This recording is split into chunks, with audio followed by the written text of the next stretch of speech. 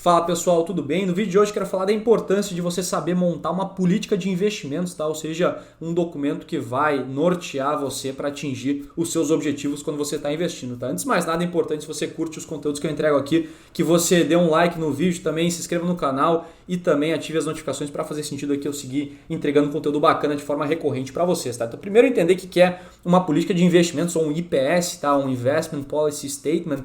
Basicamente, quem já investiu num fundo de investimento já leu ou deveria ter lido um documento chamado o prospecto do fundo, tá? É basicamente um documento que diz todas as regras do fundo, onde é que ele pode investir, onde é que ele não pode investir, qual a alocação máxima no ativo X, na classe de ativo X, na classe de ativo Y, tolerância de risco e diversos outros também itens importantes para quem está investindo, tá? Para o possível cotista entender onde que ele está entrando, qual que é o objetivo aqui do gestor, o que ele pode fazer com o recurso do cotista. Tá? E eu realmente não entendo por que esse tipo de prática também não é feito quando nós investimos individualmente, tá? Então é super importante você ter alguns pontos bem claros no seu portfólio de investimentos para você conseguir chegar aonde você quer, porque basicamente se você não tem um objetivo no seu investimento, qualquer retorno serve, qualquer classe de ativo serve, porque você não sabe para onde você quer chegar, tá? Então, quero falar aqui de todos os itens que são importantes, uma política de investimentos, tá? Você está vendo aqui nessa imagem, basicamente a gente está falando de objetivo de retorno, tolerância ao risco, liquidez, horizonte de investimento, impostos, circunstâncias legais e regulatórias e também circunstâncias únicas. Começando a falar de objetivo de retorno, tá? Então é super importante você ter um objetivo de retorno estimado para o seu portfólio, mas é super importante, além disso, você saber estimar de forma conservadora aqui o seu retorno esperado para você não ter nenhum tipo de frustração, tá? Quando você está falando de um retorno aí sem risco, você tem que assumir que o retorno é muito próximo do CDI, basicamente muito próximo à taxa básica de juros, tá? Que seria o retorno que você deve receber sem risco, tá? Ou seja, a taxa livre de risco de uma economia. Então, quanto menor é o risco do seu portfólio, mais próximo você deve esperar que o retorno seja similar ao CDI. À medida que você vai adicionando ativos de maior risco, como ações, sei lá, fundo imobiliário, outros ativos aí de renda variável, aí você pode assumir um retorno esperado maior para o seu portfólio, tá bom? Então, aqui é um ponto importante desse primeiro ponto de objetivo de retorno e com o segundo ponto que eu quero falar agora, que é da questão da tolerância de risco, tá? A tolerância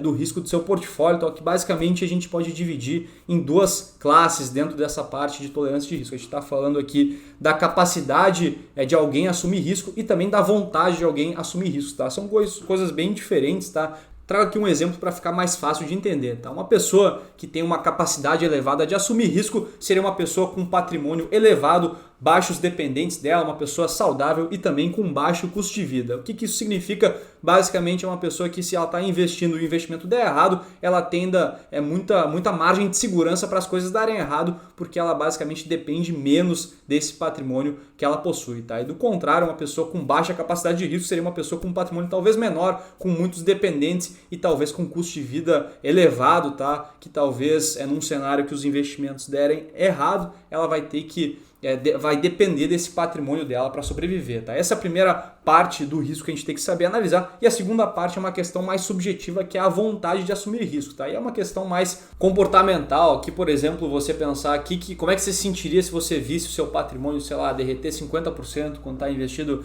em ações, ou se você vê isso aí, se o seu estômago chega a doer, ou enfim, se você não consegue dormir. Então são alguns pontos aqui relevantes para você tentar entender qual que é o seu nível de tolerância a esse tipo de volatilidade, tá? Que vai de pessoa para pessoa, não tem certo ou errado, mas é importante você entender, porque de nada adianta você querer fazer um investimento talvez mais arriscado se você vai destruir de repente seu bem-estar, tá? Isso não faz nenhum sentido e também provavelmente vai te trazer maus resultados para o seu investimento, tá? Então esses dois pontos são super importantes, tá? O objetivo de retorno e também tolerância ao risco, eles estão altamente atrelados, tá? Não adianta você ter um objetivo de retorno extremamente elevado quando sua tolerância de risco aí, que é essa divisão entre capacidade e vontade de assumir risco, for baixa, tá? Tem que combinar esses dois primeiros pontos aqui da sua política de investimento, tá? O terceiro ponto que eu quero falar é com relação à necessidade de gerar liquidez do portfólio, tá? O que é liquidez? Basicamente é a velocidade que você consegue transformar o ativo que você está investido em caixa, em dinheiro, tá? Então, normalmente,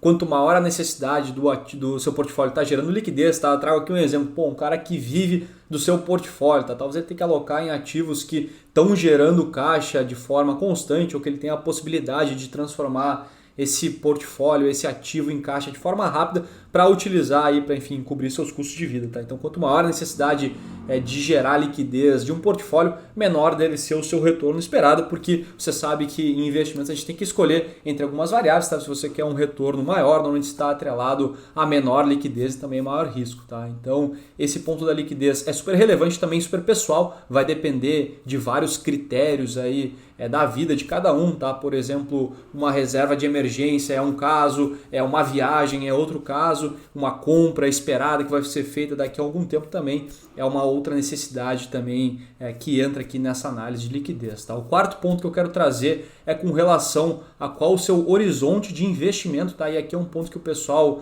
se confunde muito, tá? Que normalmente acha que eu tenho um horizonte de investimento, tá? Na nossa vida, a gente tem diversos horizontes de investimento, tá? A gente tem diversos momentos da nossa vida, tá? Muitas vezes a gente está, quando a gente é novo, a gente está na fase ali, talvez de maior acumulação de recursos, depois mais velho, a gente está numa fase mais de manutenção daquele patrimônio, tá? E quando se trata de horizonte de investimento, a gente pode ter diversos, tá? Como por exemplo, eu sou, por exemplo, um pai de família, tá? Eu posso ter um horizonte de investimento até os meus filhos entrarem na faculdade, depois um outro horizonte de investimento até os meus filhos se formarem, depois até eles se tornarem independentes financeiramente, depois até a minha aposentadoria e depois até, por exemplo, a minha sucessão financeira. Então é super importante entender quais são os seus horizontes de investimento e como é que o seu portfólio de investimento tem que estar alocado para atender todos esses horizontes. Tá? E como eu já falei inicialmente, quanto maior o prazo do seu horizonte, tá? Maior a sua tolerância aqui para aceitar investimentos com maior risco e, consequentemente, maior pode ser o retorno esperado aqui do seu portfólio. Tá? O quinto ponto que eu quero trazer aqui com relação de planejamento tributário, a questão do pagamento de impostos, tá? Então é importante entender o ambiente que você está investindo, estratégias para mitigar aqui a questão fiscal, não ficar pagando imposto quando você não precisa. Obviamente, um ponto super relevante que o pessoal também confunde é querer fazer uma estratégia fiscal ser mais importante do que, por exemplo, a sua estratégia de investimento, como por exemplo assim, lá quando você investe em ações você tem isenção no ganho de capital, até vendas de até R$20 mil por mês. Tem muita gente que, sei lá, está apostando num ativo que está de repente já muito bem precificado e ao invés de vender, realizar esse lucro, ele fica segurando para não ter que pagar imposto. Tá? Essa é uma estratégia bem ruim, então não é isso que eu estou falando aqui, mas sim eu estou falando de entender o tipo de investimento que você está fazendo e levar em conta aqui o seu retorno líquido e descontar aqui todo tipo de tributo que você paga e também, quando é possível, mitigar aqui e não pagar imposto de renda para você, obviamente, ter um retorno maior no seu portfólio. Tá? O sexto ponto que eu quero trazer é uma questão legal e regulatória aqui, é mais específico, tá? Normalmente quando você está investindo através de alguns veículos específicos, como por exemplo uma holding de investimentos, ou por exemplo no exterior você tem que seguir algumas regras legais, algumas regras regulatórias. Para a maioria dos investimentos ela não deve se preocupar muito com esse sexto ponto, mas quem faz algum investimento um pouco mais específico, algum veículo específico, aqui é relevante entender de repente também questão de sucessão em holdings patrimoniais, tá? Aqui pode ser um ponto relevante de deixar bem claro aí na política de investimento de alguém, tá? E o último ponto que eu quero trazer é a questão da circunstância única, tá? Que aí também é uma questão bem pessoal de cada um, tá? Aqui o exemplo mais bacana que eu posso trazer é talvez uma pessoa que tem alguma restrição de querer investir talvez num setor que não seja muito positivo, sei lá, socialmente, setor de tabaco, sei lá, setor de álcool, bebidas alcoólicas, tá? Então cada um pode ter, enfim, sua preferência aqui de não querer seguir investindo num setor que talvez não apoia, tá? Ou talvez aqui o investimento ESG, né, que está muito em alta hoje em dia, que é basicamente aquele investimento com foco em sustentabilidade. Aqui entraria na sua política de investimento você colocar todas as restrições que você acha que você deveria seguir, onde é que você se sente confortável em investir. E é bacana deixar registrado mais uma vez, como eu falei no início aqui, para você saber onde quer chegar, ter os seus objetivos e entender, dado todos os seus objetivos de retorno, todas as suas tolerâncias e todas as suas restrições, como é que você vai atingir esses seus objetivos aí com o seu portfólio de investimentos, tá bom, pessoal? Então é isso que eu queria trazer nesse vídeo, tá? Espero que tenham gostado. Se gostaram, não esqueçam de curtir o vídeo também, se inscrever no canal e ativar as notificações para a gente seguir entregando conteúdo bem bacana para vocês, tá bom, pessoal? Grande abraço e até a próxima.